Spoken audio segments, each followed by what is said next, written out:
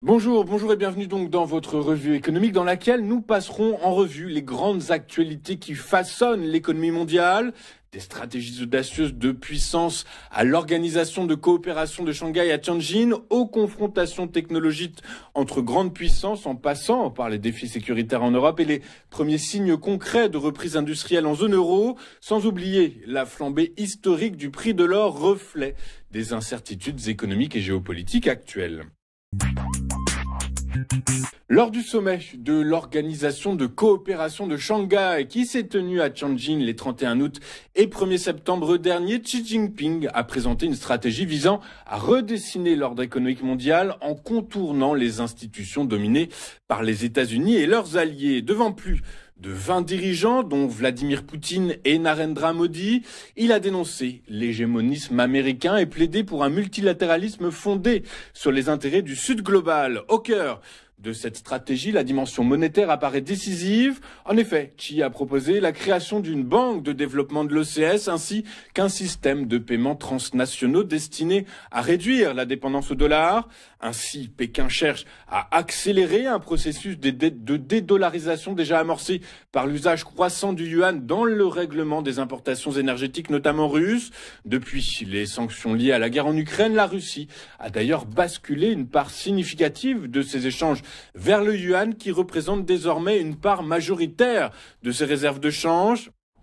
Parallèlement, la Chine consolide son rôle de bailleur. Elle a annoncé 2 milliards de yuan d'aide et 10 milliards de prêts, confirmant son statut de stabilisateur financier régional. De plus, cette approche s'inscrit dans une architecture parallèle que Pékin construit déjà via la nouvelle banque de développement des BRICS et l'initiative Belt and Road. Autrement dit, l'OCS pourrait devenir une plateforme complémentaire, davantage centrée sur les flux financiers et énergétiques eurasiens. De son côté, Vladimir Poutine a salué l'essor des règlements en monnaie nationale, estimant qu'il pose les bases d'un nouveau système de stabilité en Eurasie. Concrètement, la Russie et la Chine effectuent désormais plus de 80% de leurs échanges en roubles et en yuan, tandis que l'Inde, pour sa part, cherche à internationaliser la roupie afin de sécuriser ses approvisionnements en pétrole brut, malgré les surtaxes imposées par Washington. Dès lors, l'enjeu dépasse le simple commerce. Il s'agit de construire un système financier alternatif capable de réduire l'effet extraterritorial des sanctions américaines et de concurrencer SWIFT. Dans cette optique, Xi Jinping a également annoncé la création d'un centre de coopération en intelligence artificielle et invité les membres de l'OCS à rejoindre la station de recherche lunaire chinoise, intégrant ainsi les volets technologiques et stratégiques au projet financier. En définitive, Pékin cherche à renforcer le yuan comme monnaie de réserve internationale tout en établissant un bloc économique autonome articulant ressources énergétiques, poids démographique et puissance financière et industrielle. Enfin, la préparation d'un vaste défilé militaire à Pékin souligne que cette refondation monétaire et économique s'accompagne aussi d'une démonstration de puissance stratégique sur des mécanismes régionaux autonomes. Toujours à l'international, c'est un incident survenu hier, le 1er septembre 2025, lors du vol d'Ursula von der Leyen vers la Bulgarie qui illustre une nouvelle étape dans la guerre hybride que mène Moscou contre l'Union européenne. L'avion de la présidente de la Commission européenne a en effet été victime d'un brouillage GPS massif à l'approche de l'aéroport de Plovdiv, obligeant l'équipage à se fier à des méthodes de navigation traditionnelles et retardant l'atterrissage de près d'une heure. Pour Bruxelles, il ne fait guère de doute que la Russie est à l'origine de cette interférence. Depuis plusieurs mois, les services européens alertent en effet sur l'intensification d'attaques électroniques visant à perturber les infrastructures critiques de l'Union européenne, en particulier dans les États membres proches de la frontière orientale. Le brouillage de systèmes de navigation aérien s'ajoute aux cyberattaques, campagnes de désinformation et sabotage énergétique attribués au Kremlin. Cet épisode hautement symbolique intervient alors que les relations entre l'UE et Moscou se détériorent davantage sur fond de guerre prolongée en Ukraine et de sanctions renforcées contre la Russie. En s'en prenant directement au déplacement de la présidente de la Commission, Moscou envoie un signal clair: aucun représentant européen n'est à l'abri de ses capacités de guerre électronique. La portée de ce message est double. Sur le plan sécuritaire, il expose la vulnérabilité des systèmes de navigation occidentaux face aux moyens de brouillage russes. Sur le plan politique, il vise à tester la cohésion européenne et la capacité de Bruxelles à répondre collectivement. En réaction, Ursula von der Leyen a dénoncé une tentative d'intimidation appelant à renforcer la résilience européenne face aux menaces hybrides. L'épisode pourrait accélérer la mise en place de dispositifs communs de protection aérienne et de cybersécurité au sein de l'Union européenne. Le Royaume-Uni vient de remporter un contrat colossal de 10 milliards de livres sterling, soit environ 11,5 milliards d'euros, avec la marine militaire norvégienne pour la fourniture d'au moins 5 frégates de type 26, marquant ainsi la plus grande acquisition militaire jamais réalisée par Oslo. Ce contrat, qui entrera en vigueur à partir de 2030, représente un véritable coup de pouce économique pour l'industrie britannique de défense, notamment pour les chantiers navals de BAE Systems à Glasgow, qui assurera la construction des navires et la création de plus de 4000 emplois directs et indirects.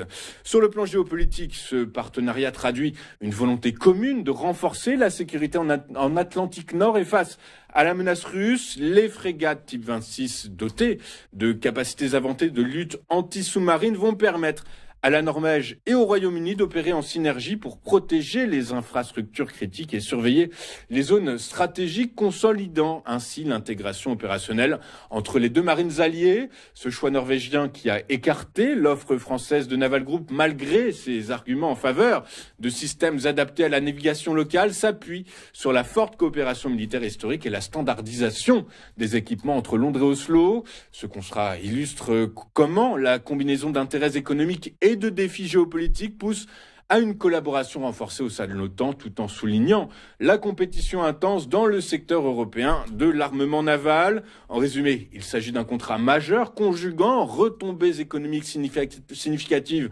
pour le Royaume-Uni et enjeux stratégiques cruciaux dans une région clé confrontée à des tensions sécuritaires croissantes.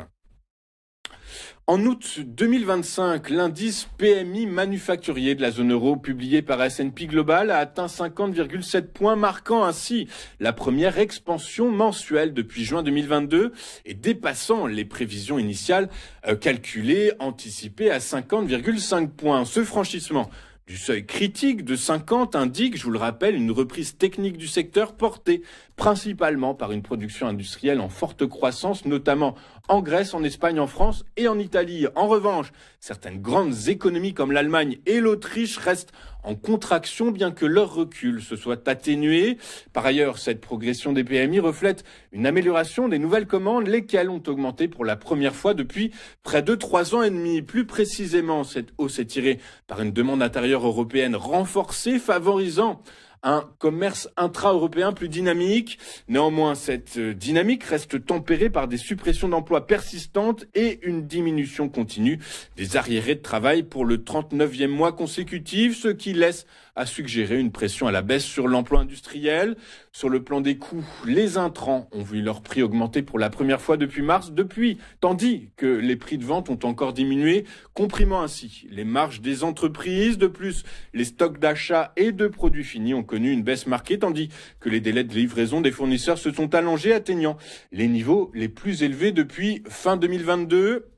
Ces tensions dans les chaînes d'approvisionnement renforcent ainsi la complexité de la reprise. En somme, malgré des indicateurs encourageants en termes de production et de commandes, la confiance des entreprises reste fragile. Par conséquent, cette dynamique technique traduit plutôt une reprise industrielle encore incertaine, tiraillée entre un redressement structurel et des risques inflationnistes persistants, ainsi qu'une situation macroéconomique toujours volatile. Enfin, en 2025, le prix de l'or a atteint un sommet historique en dépassant les 3500 $ l'once, et ce pour la première fois, marquant ainsi un record qui reflète la complexité actuelle des marchés mondiaux. Cette flambée s'explique par une interaction étroite entre des facteurs macroéconomiques, monétaires, institutionnels et géopolitiques. Premièrement, le contexte économique mondial est particulièrement incertain. L'inflation reste élevée en zone euro, tandis que la croissance ralentit, ce qui fragilise les perspectives économiques globales, tout comme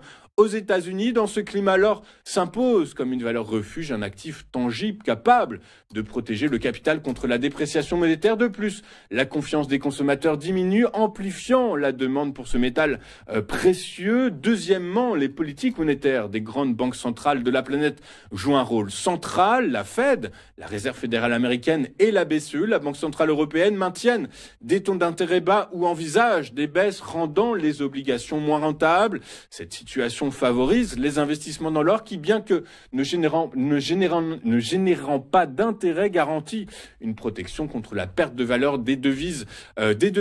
Par ailleurs, le dollar américain s'affaiblit, ce qui rend l'or plus attractif à l'échelle internationale. Troisièmement, les banques centrales, particulièrement en Asie et dans les marchés émergents, intensifient leurs achats en or pour diversifier leurs réserves et réduire leur dépendance au dollar, renforçant ainsi une demande institutionnelle robuste. Enfin, les tensions géopolitiques persistantes, telles que la guerre en Ukraine et les instabilités au Moyen et au Proche-Orient, créent une fragmentation des marchés financiers, incitant les acteurs à se réfugier dans l'or. Ainsi, la montée record de l'or en 2025 n'est pas un phénomène isolé, mais bien le fruit d'une conjonction d'éléments économiques, monétaires et géopolitiques qui traduisent les fragilités et les incertitudes du système mondial actuel. En somme, l'or demeure un indicateur clé de la santé économique globale et un refuge contre les crises profondes. Regardons désormais ce à quoi les investisseurs seront particulièrement attentifs aujourd'hui.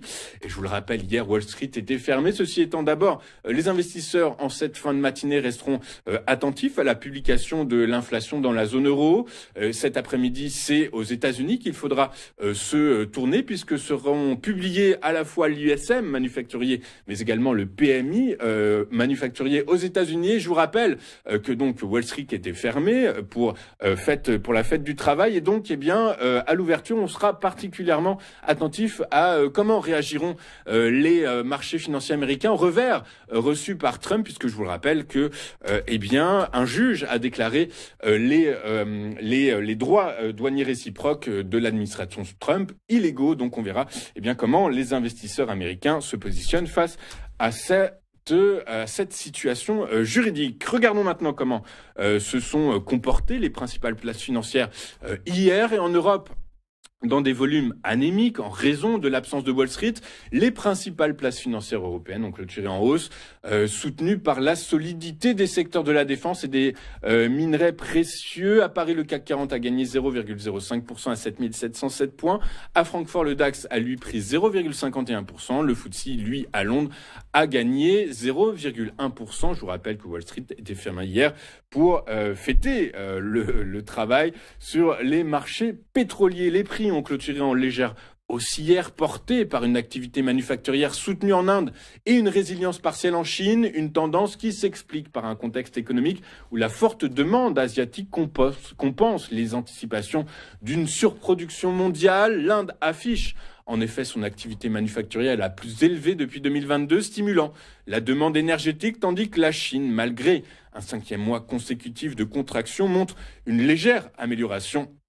Par rapport à juillet, sur le plan géopolitique, les tensions persistantes entre la Russie et l'Ukraine et la pression exercée par les États-Unis sur l'Inde au sujet du pétrole russe introduisent une incertitude qui maintient les prix à un niveau relativement élevé. Par ailleurs, le sommet régional organisé par la Chine, réunissant notamment les dirigeants russes, indiens, iraniens, est attendu et est compris comme un facteur clé pouvant influencer la dynamique future du marché pétrolier. Dans ce contexte complexe, le prix du baril de Brent de la mer du Nord pour livraison novembre, dont c'était le premier jour d'utilisation hier comme contrat de référence, a gagné 1,07% à 68,15 $. Quant à son équivalent américain, le baril de West Texas Intermediate pour livraison octobre, il a lui pris 1,06% à 64,64 $ l'unité. Marquons une première pause dans cette édition du 2 septembre et juste après, comme vous en avez l'habitude, nous retrouverons Guillaume Lydie et ses Market Movers. À tout de suite sur Téléfinance.